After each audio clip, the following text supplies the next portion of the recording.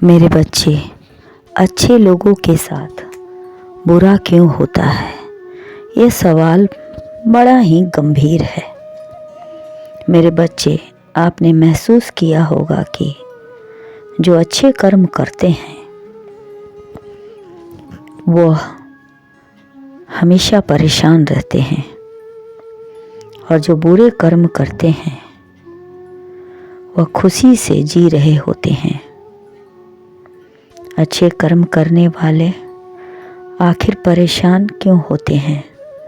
आखिर उन्हें इतनी परीक्षा क्यों देनी पड़ रही है? धर्म की राह में खुश है और ज़िंदगी का लुत्फ़ उठा रहे हैं बुरे लोग।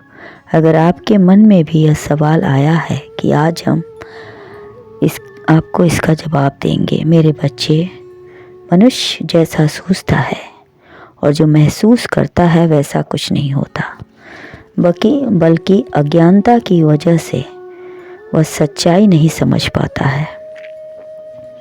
प्रकृति हर किसी को अपनी राह चुनने का मौका देती है।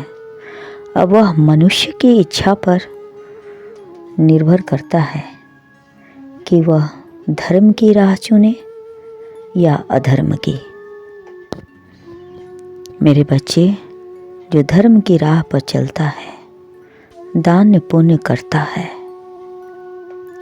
इसका मतलब यह नहीं कि वह राज योग भोगे। कभी कभी ऐसा होता है कि किस्मत में जो लिखा है वह होकर रहता है। कोई चोरी करके भी राजयोग भोगता है और कोई दान पुण्य करके भी वहीं के वहीं रहता है। इसे जानने के लिए आपको एक कथा सुनाई दी होगी। कथा यह है कि एक व्यक्ति जो बहुत दान पुण्य करता था, उसकी गाड़ी से टक्कर होकर मृत्यु हो गई और एक चोर जो मंदिर में के सारे धन चुराकर राजा हो गया। जब दोनों की मृत्यु हुई तब दोनों यमराज के पास पहुंचे। दोनों ने सवाल पूछा यमराज से। पहले जो धर्म की राह पर चल रहा था उसे व्यक्ति ने पूछा, हमने तो जीवन भर दान पुण्य किया, फिर मुझे ऐसा जीवन क्यों मिला? फिर मुझे सुख क्यों नहीं प्राप्त हुआ? और यह चोर 3 रात चोरी करता रहा, जिंदगी भर धन चुराता रहा और वह राजयोग भोग रहा है। तब धर्मराज ने कहा, इसके भाग्य में राजयोग लिखा था,